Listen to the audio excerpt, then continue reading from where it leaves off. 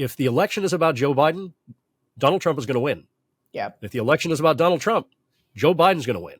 Yeah. And Donald Trump insists on being sort of the center of attention and making the election about him. Yes. And that is also beneficial to Biden. Yes. To your point about double haters, like you just need to give them someone to hate more. Hello, everyone, and welcome to the Focus Group podcast. I'm Sarah Longwell, publisher of The Bulwark. And this week, there's one number that I've been thinking about a lot as it relates to the number of Republicans who are unwilling to vote for Donald Trump in November. That number is 30%. You've heard me talk about it on a number of pods, because that is roughly the percentage of Republicans who don't believe the election was stolen. And Nikki Haley was hovering around that mark in a lot of the primary contests before she dropped out of the race, too. It also tends to be the number that you see of Republicans who say that Donald Trump being convicted of a felony will make a difference in how they'll vote. And so I think that number is really indicative of something.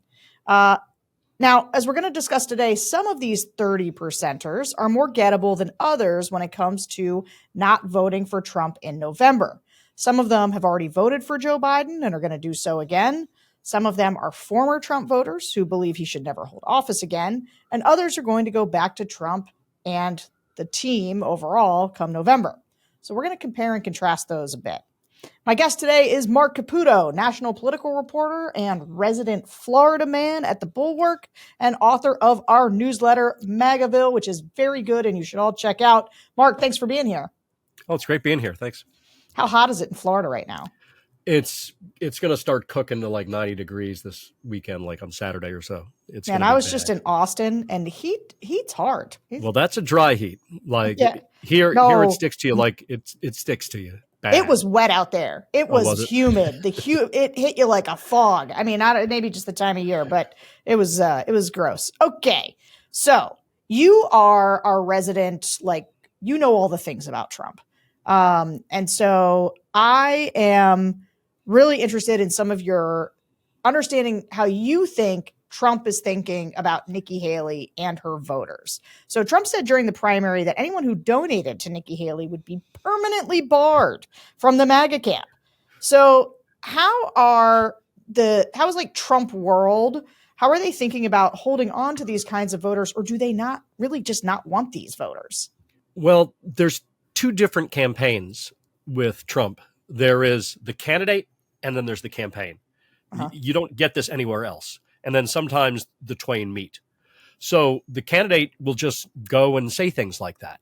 And then the campaign will just continue on as if it was never said. I mean, the reality is Donald Trump needs money and he needs more voters. But Donald Trump is not doing anything right now to really like sort of expand his base to get them. And that includes Nikki Haley voters. Hell, I think Joe Biden is reaching out to Nikki Haley donors and trying to curry their favor. So Biden is actually trying to get more Haley voters than Trump is, at least at the moment. Is Trump, do you think he just thinks, so I've had a couple theories on this. One is that Trump feels like he's trading. He knows he's trading some of these college-educated suburban voters, because he said a similar thing about Romney, too. He's like, we're going to get rid of the Romneys. We're going to get rid of the rhinos. And so, and Carrie Lake did this, right, in Arizona, which I think cost her the election, saying like, well, we don't want the McCain people. But I think that they're counting on this idea that by going right at the heart of what people see as the Republican establishment and saying, we're going to get them out, they feel like they're picking up new voters, right? They're in a trade. They're in this political realignment. They're trading them for people who are like, yeah, I really hate this establishment too. Is that right? Could I be onto something there or no? I think you're attributing a certain calculus to Trump's mind that he's not performing. Okay? It wouldn't be the first time. Yeah, sure. Like Trump is just who he is, and he just says what he wants to say, and that's how it is. I don't think he's sitting there realizing, well, there's more working class voters coming over here. I mean, yeah, he has an understanding of that. But the reality is like MAGA is about being an alpha and being like, fuck you to anyone who crosses you. So if you're a Republican and you cross him, fuck you. That's his message. Like, get on board. I'm not saying it's a good message, but that's where they are. But just to, in terms of your sort of sometimes the twain meet between the campaign and Trump, is the campaign at some point say, yeah, we let Trump be Trump sometimes. And then other times we're like, hey, man, you got to get these Haley voters back. Because like Carrie Lake is running for Senate now in Arizona. She's certainly realized the mistake of trying to exile the McCain types. Is Trump capable of that? Is the campaign capable of getting him to that place? I think the campaign is, but the way it's done is just very delicately. Kind of a good window into Trump world was before the Super Tuesday in March, where Axios had written a piece crediting Susie Wiles, the co-campaign manager, of like setting everything in order. And someone had said anonymously, a person from Trump world, that Susie was able to sort of get Trump disciplined, or was able to kind of manage Trump. Essentially, that was the message. And there are people in Trump's orbit who realize like, oh, someone's doing this to actually knife Susie Wiles. Because the reality is you don't want Donald Trump, if you're in his orbit, thinking that you're telling people that you're managing him. Yeah. He doesn't want anyone thinking that. So does that happen? I mean, yeah, sure it happens, but it's not stuff I really hear about. I mean, if it happens slowly and in a certain way. That makes a ton of sense. Okay. I want to get to the group. Oh, go ahead. Like, I'm sorry. Yeah. Like the overall thing with Trump is like, he is not going to change as long as all of the polling that we see currently remains with him, or has him like marginally up 1, 2, 3 points. Yeah. As long as that kind of remains like that, he's not going to change. He's going to be who he is. Let's put a pin in that, because I actually want to talk at length about that, the polling and how that's affecting his psychology. But let's get to our first tranche of focus groups, because I want to get into sort of the gettable slice of this 30%. These are the kinds of people that I think about in my advocacy work, because, I do want to defeat Trump. And I think about pulling, who do you pull off? Who do you peel away? And the 2-time Trump voters who don't want to vote for him again are like right in my sights. So let's listen to what we've heard from them in recent months. That's the biggest thing that worries me, is people that actually work with him. And there's a lot of them that says they won't vote for him anymore. So, I'm looking at those people. Why are they saying that? They have to have a pretty good reason to be saying that. He could end the world, literally. In 2016, he was the right person at the right time. We needed that. I no longer trust him. He's just unhinged. It seems like anybody that's really close to the guy isn't close to him anymore. And so his leadership style has to be horrible. And to think of like elevating this man to the highest point of leadership again, that is where it's a bridge too far for me. Like Mike Pence doesn't like him. His closest lawyers are stabbing him in the back. And it just doesn't seem like he has been able to hold on to any confidants. I just feel like he's not in a right state of mind anymore. I mean, yeah, his policies did well. I just couldn't vote for him right now, not with everything going on. If he was to get back in office, what's he going to do? Is he going to want to play the games that the Democrats have played and want to start trying to, tit for tat for what they've done to him? I'm a little weary of what would happen if he was to get back into office. So that sound is from some focus groups over the last couple months, where you got 2-time Trump voters who most of them are not going back to Trump. Some of them were going to vote for Biden. These people have voted for Trump twice. They're going to vote for Biden. And others of them didn't want to vote for Trump. They were going to go third party. Some people were going to leave it blank. But if you're looking at the Real Clear Politics polling average, or 538 average, the polls show Trump still doing pretty well. I see signs of people who are walking away from him, but he is still up on Biden. And here's the thing I want to ask. If you'd looked at those same polls, 538 or Real Clear, they underreported, right? The aggregators, the polling underreported support for Trump in both 2016 and in 2020. Like, yes, Trump lost in 2020, but like 7 more million people voted for him, or 10 million more people. He still lost by 7 million votes, but he found a lot of new voters in that time that I think surprised people. But the polling for now, as we were just talking about, is actually really positive for Trump. He's been ahead the whole time. He's been polling head to head with Biden, or field wide. If you include like RFK, it gets actually better for him. So is Trump feeling extra confident, or Are they okay? Yeah. Yeah. I don't know. Or are they nervous? Things could change. Like what? Yeah. Go ahead. I mean, you listen to his speeches and he just says whatever the hell comes into his head, right? He goes off script and ad libs and very often says something that the Biden campaign then like makes a big deal over. So he does that because he thinks like, hey, I'm here to give a speech. This is the show. It's the Trump show. This is what I do. And I'm winning. I mean, that's the bottom line posture. Now, the thing is like, I know this sounds really simple, but elections are competitions with a ultimate goal of winning. And the people who win elections usually do the things that help them win, and they don't do the things that help them lose. And Biden is trying to do more of the things to help him win. And Trump isn't. So while the polling might show this, the reality is the campaign is on. And it's begun in full swing. And I think it's a little bit of a surprise for Trump. It's just a guess of mine that, the coverage of him now is not as positive as it was during the primary. And the reason is, and I do it, the national media that covers the competition of elections, we do process polls, money, all of that stuff. And the Biden campaign is very good at driving message. And right now, the Trump campaign probably could do a better job of it. You were the first person to come on this podcast and say that the Biden team is very good at driving message. I think they are.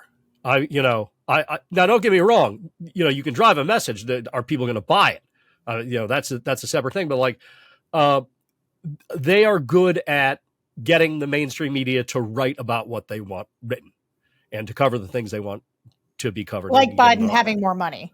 Yeah, that's a good, easy process story, and reporters love numbers, right? Mm-hmm. It makes it look scientific. Same with polls, and off to the races. And the reality is Joe Biden is doing well in the money department. The question we have for this election is how much does money really matter? I don't know. Can you really advertise to against or for Trump or Biden? What don't you know about these guys? I don't know. But listening to some of the people in the focus group here, the reality is voters don't pay as much attention to this stuff as I do. So yeah, maybe there's a lot of stuff to fill in. Yeah, and I guess this is the point at which I will introduce my personal theory of the case, which is that in this 30%, as we note, there are people who are going to go home to the Republicans, to Trump, and we're going to listen to some of these Haley voters who I think sort of fall into that camp.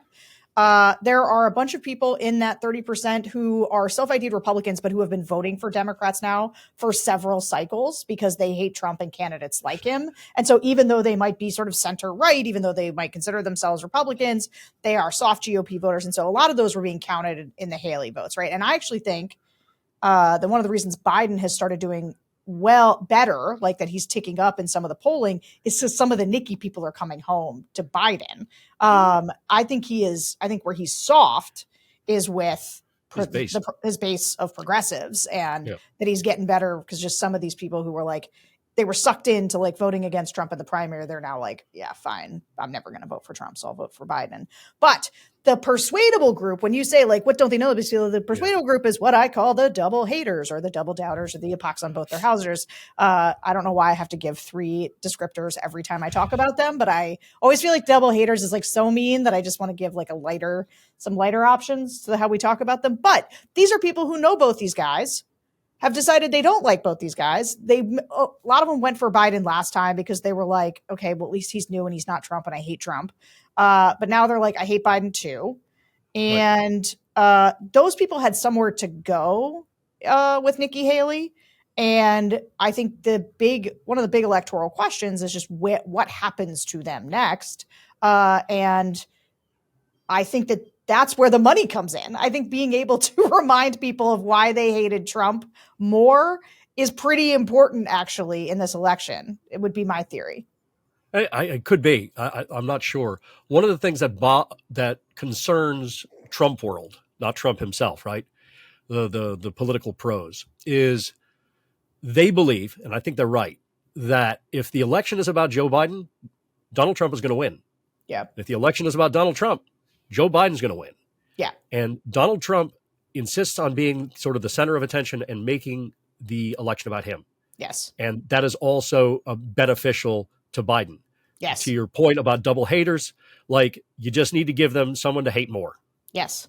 Yes, that is, and maybe that's where advertising comes in, right? I mean, it's literally Biden's strategy. There's like the "don't compare me to the almighty, compare me to the alternative." It's just totally. Like is his campaign's general thesis is like compare me to Trump. The benefit of having two functional incumbents is that it could be a referendum on either one of them, right? As opposed to it just being a referendum on Biden, who's the incumbent. It can be a double referendum, and you got to make it a referendum on Trump. Okay. So I want to get into the group that we conducted with, and this was like very recent. We just did this one with Nikki Haley primary voters. And compared to the group we just heard from, who were two-time Trump voters, but were out on him, this group had much different reasons for voting against Trump in the primary. Let's listen. What I feared was going to happen appears to be happening.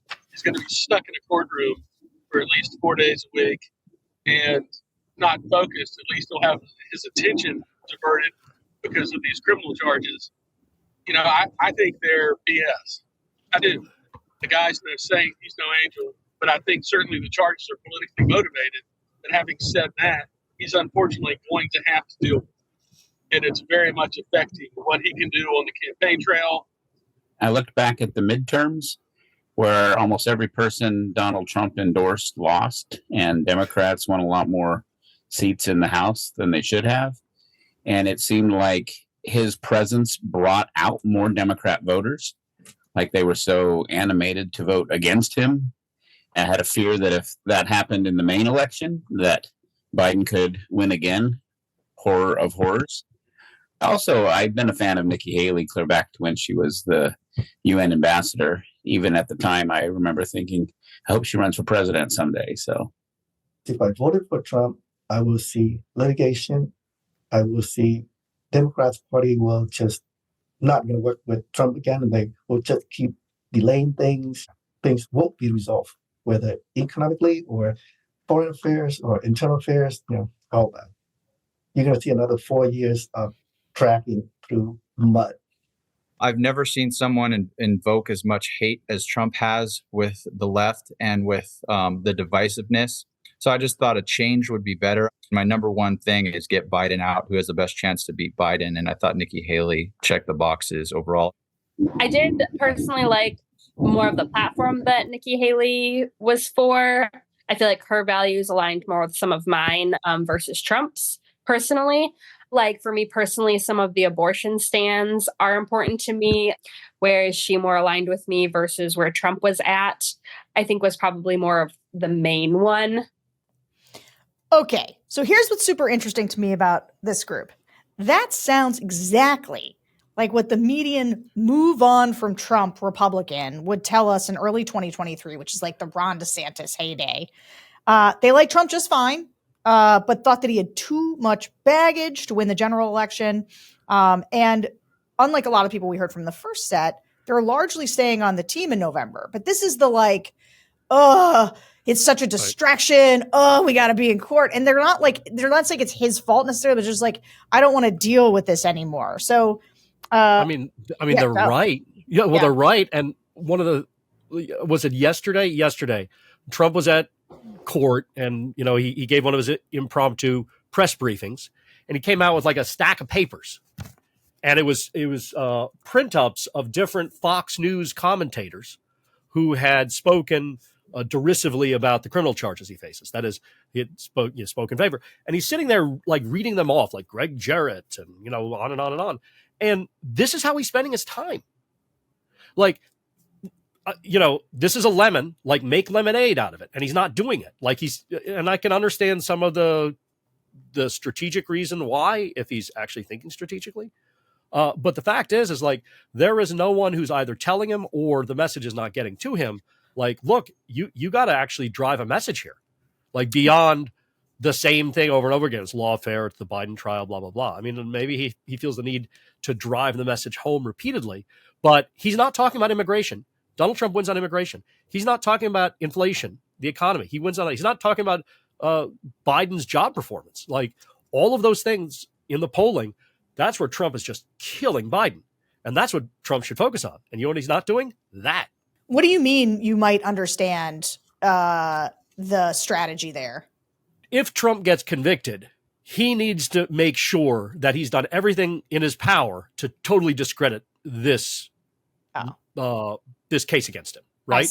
I see. And like so, but the thing is, I think Trump is just who he is. He's up there. He's pissed off about this. He hates the fact he's in court, and so like this is what he's going to talk about. I see. Which I can understand, and again, there's some strategic value to it. But the thing is like other strategic issues, other tactical issues, he's not doing. Yeah, totally. So that last woman that we heard in that set talked about Nikki Haley's moderate stance on abortion as being the reason she wanted to vote for her over Trump. Although it was funny, there was like another. Was she the one who was actually more? One of them was very conservative. Well, so that was the thing is like it was funny to me. Two people said Nikki Haley's abortion stance was the reason that they liked her, but one was pro-choice and one was super pro-life. Welcome to Nikki Haley. Yeah, they like didn't actually hadn't clocked her stance on abortion particularly well. So she didn't really have one in the primary. Like she was very good. She would get up on stage and she would give these great speeches about abortion and how they have to do a better job talking about it. And then in the process of giving this great speech, she said nothing specific. Yeah. Well, it worked enough that two people for whom that was their primary issue both thought she was on their side about it. And a recent newsletter was about how Trump World is dealing with the abortion issue. And you write about how Trump pollster Tony Fabrizio came out with a memo designed to stop Republican bedwetting. What's your assessment of Trump's states' rights issue or like his posture on abortion right now? Is that sustainable, good, working for him? What do you think? Well, he loses on abortion. If the election... if it's a referendum on him, he loses, right? If it's a referendum on Biden, Trump wins. On the issues, Trump wins in all those things I listed off, except for abortion. And there might be one other thing, maybe like character or something, or who has temperament or whatever. But the reality is like this is something that Donald Trump literally calls abortion the A word. He doesn't even like to say it. Yeah. And he's slowly sort of walked himself into this position. In last year, in the spring, his campaign spokesman said, hey, look, this is a states' rights issue, blah, blah, blah. And he got attacked, Trump did, during the primary by the Susan B. Anthony Foundation, right, or fund or whatever I can't remember their exact name. He then invited the folks from SBA down to Mar-a-Lago, charmed them, and they went on their way. And now he's saying the same thing that his campaign said last year, and those people are quiet. Okay. Well, yeah, so I'm not sure how it was tough for him to come out and do his big states' rights pitch and then have Arizona pass that like 2 days later. And I do think that if it's literally on the ballot, that really helps Biden in Arizona. It also just helps him, I think, in some of these other states. Because for me, I'll just say really quickly on abortion with the focus groups, you do have a fair number of Trump voters and these swing voters who are pro-choice. However, it tends to be more like a low salience issue, right? Like if you ask, as we ask in every group at the beginning, hey, how are things going in the country? People generally say bad, including swing voters and Trump voters. And they talk about the economy and inflation. They talk about crime. They talk about immigration, all places that Trump does well. And so oftentimes they do not talk about abortion. Most of the time, nobody brings it up. But when we bring it up, if we prompt it, suddenly the level of energy shifts and you can see it every time and people get very animated on this issue. And so my theory has always been like, if you can keep it top of mind for voters, it works really well against now Trump, because he's a social moderate has helped him some because people don't think of him as a Mike Pence pro-lifer and he does triangulate. He does triangulate. Well, of course not. Right. And like the voters know that they're like, this guy's been for abortion. Like we're quite sure of that. However, I think some of it is up to Democrats to really prosecute the case against Trump on this to try to turn that around to be like, he did this. And I think Biden's doing it, right? Literally, he did this in terms of repealing Roe v. Wade. And I think if that sticks, that helps. Right. That memo that Fabrizio penned that I mentioned in the newsletter, it was very clear that, hey, it was a message to Republicans. They're like, stop freaking out. Abortion is not a top of mind issue. Like it's these other things, to your point. But to your point, like good campaigns drive message. And I think the Biden campaign has been very good about this. Now, don't get me wrong. Like this is a straight up real news story that like it's an 1864 law that got like reinstated. Like the media is going to cover that. Yeah. Right. And the Biden campaign knows this. So, it sent Kamala Harris to Tucson, right? Yep. To put the pressure on. Like this is what a campaign does. Yep. Okay. So I want to talk about the legal cases that are hanging over Trump, because you also heard some of these voters who were pretty annoyed about Trump being the candidate. The reason they voted for Nikki Haley was like, oh my God, I just don't want to like deal with all these court cases. And that's not what I want to talk about. The trial in the Stormy Daniels hush money case recently started up, but how these Haley voters talk about all of the legal cases will sound awfully familiar to longtime listeners of this podcast. Let's listen. Where they take a misdemeanor charge where the statute of limitations expired and then take a federal charge and strap it to it in the state of New York. I mean, they're reaching to just get Trump. Like that one screams of it. The most damaging case will be trying to overthrow the election. That is hard to prove. But all the other cases are just overreaching, and I don't think it's going to go anywhere, and I don't think you're going to get conviction. It's just a waste of taxpayer money. It honestly is a waste of tax money, because this is stuff that happens every day with larger companies and things like that. So honestly, I just don't feel like it's anything new, but they're pulling it out as if it is something bigger than what it is, when he could actually just put his focus somewhere else and the tax money could go back in our pockets. Stuff like this happens every day. I don't know, maybe I'm crazy, but the January 6th stuff, it just wasn't like the clear cut to be able to charge Trump. I just never kind of was able to like follow all that. When he became president, there were Democrats in Congress saying they wanted to impeach him before he'd even served one day in office. And there's been nothing short of that effort to muddy the waters and make him look bad from the very beginning. Of all the cases, the one that I think probably is the most serious is the classified documents one. But then Biden had classified documents, and even Pence ended up saying, oh, wait, I found one in my house, too, which just makes me think they're all rather careless.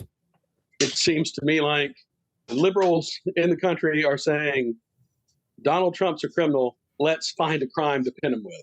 Let's throw all this stuff against the wall and see what sticks. Because I think it's all politically motivated, clearly. You look at the platforms of the state prosecutors and attorney generals who ran and won, and who ended up prosecuting him. That was their platform. I'm going to get Trump.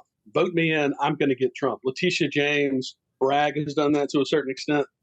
Bonnie Willis, they've all kind of done that. So it's clearly all politically motivated. So this is what struck me about this group, which is they were like, I think one of these guys was going to vote for RFK. One of them was going to leave it blank. One of the South Carolina guys. But everybody else was just going to kind of go home to Trump, and they were operating a little bit like primary voters, and that the two-tier system of justice, they are out to get him. And like, they don't love Trump themselves. They think this stuff's a distraction. They're like kind of okay with him, but they really don't like the people who are out to get them. So obviously Trump world's going to be, bleeding on Truth Social. Bleating is what we say at the Bulwark with a T, they bleat on Truth Social, and how this is like how it's a two-tier justice system. But how do they plan to deal with this problem of a candidate having like just lots of like court dates over the next several months? You recently reported that he's treating it like a campaign event. He's supposed to. He's not. Okay, so what's their theory of the case? Well, the theory of the case is like he's got all these microphones, and he can, not only defend himself and attack the case or the lawfare, in his words, against him, but he can drive a message. And again, he's not really doing that. Yeah, I mean, he does have this like bank of microphones set up outside the courtroom. It's perfect. Yeah, which is like he's meant to go out there, I guess, and rail against the two-tier justice system. Although, as you pointed out before, and even as you're talking, it's like becoming clearer to me the conundrum he's sort of in, which is he can walk out to the bank of microphones and start,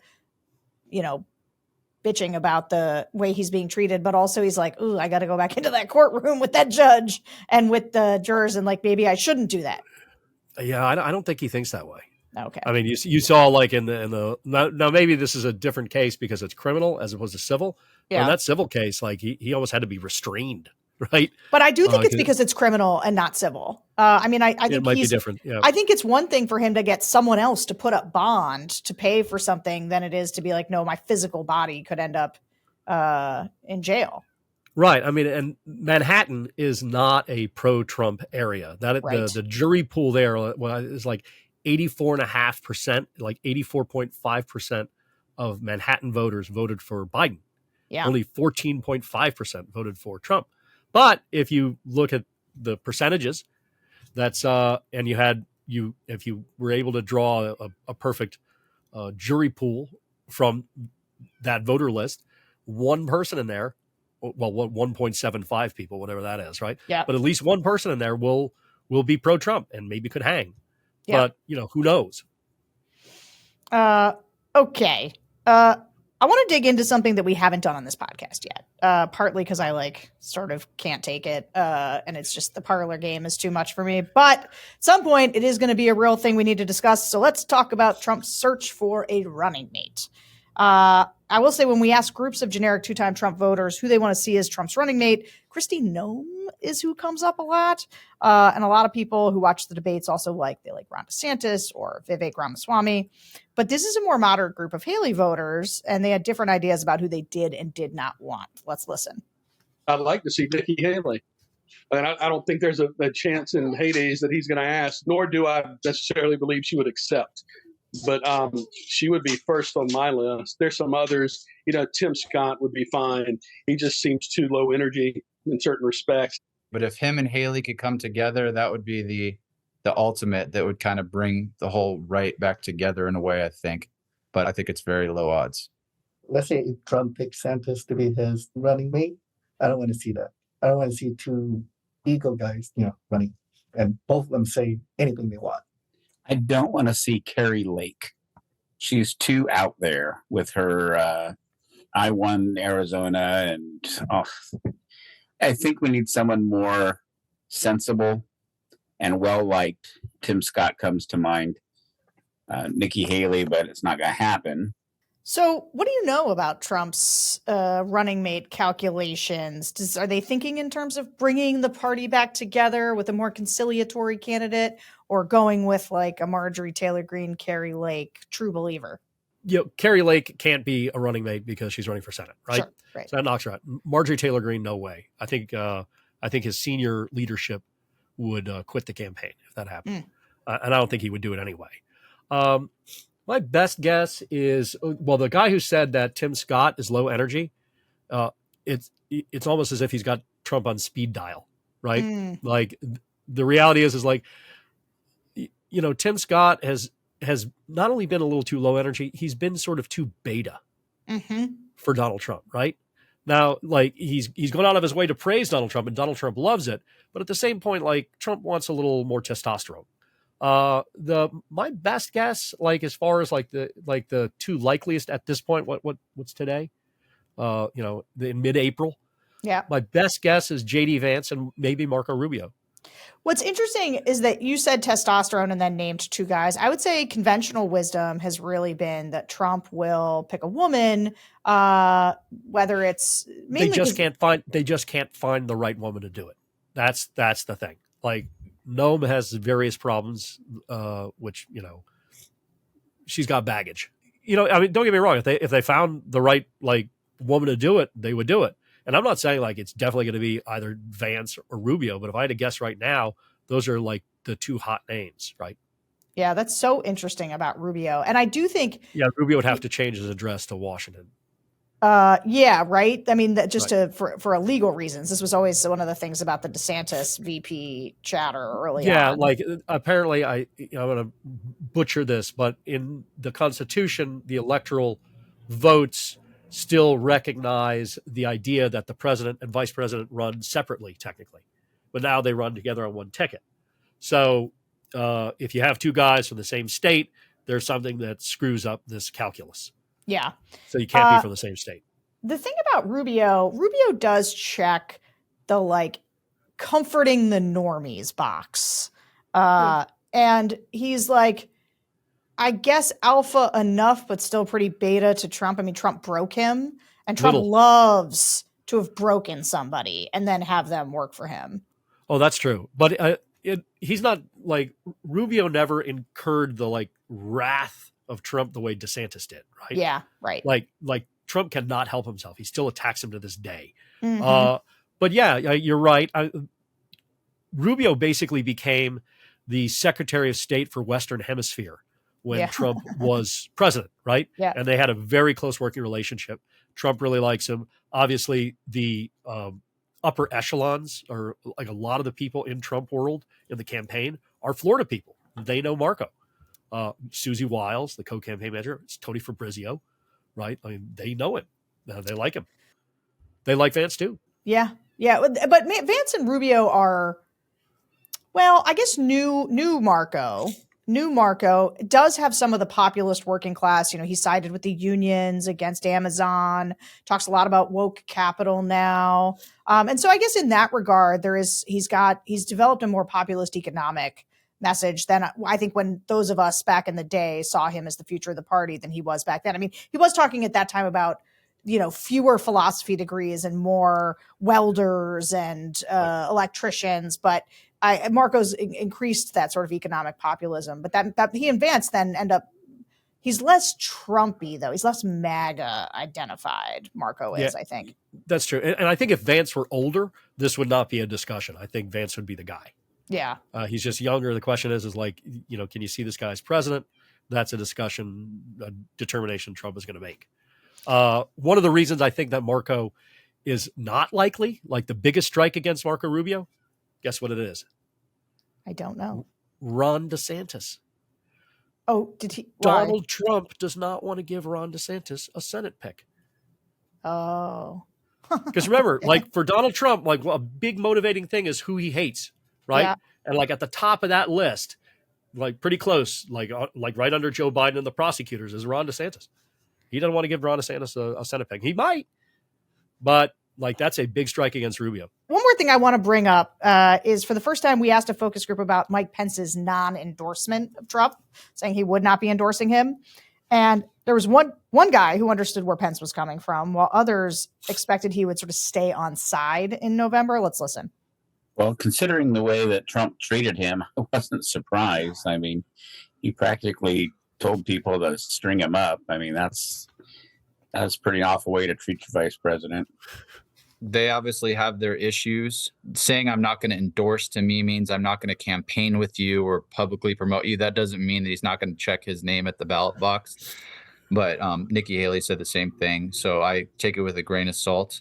They didn't like that Jan 6 riot, inciting things, right? He already said against it. But come to voting, you don't know. I'm sure he would still vote for Republican. String him up guy there. He was going to go back to Trump. It is wild to me when voters are like, yeah, he definitely said like, let's kill the vice president, but cool. Like, but we hate Biden. We hate Biden more. He's the horrors of horrors is what he said about Biden. Okay.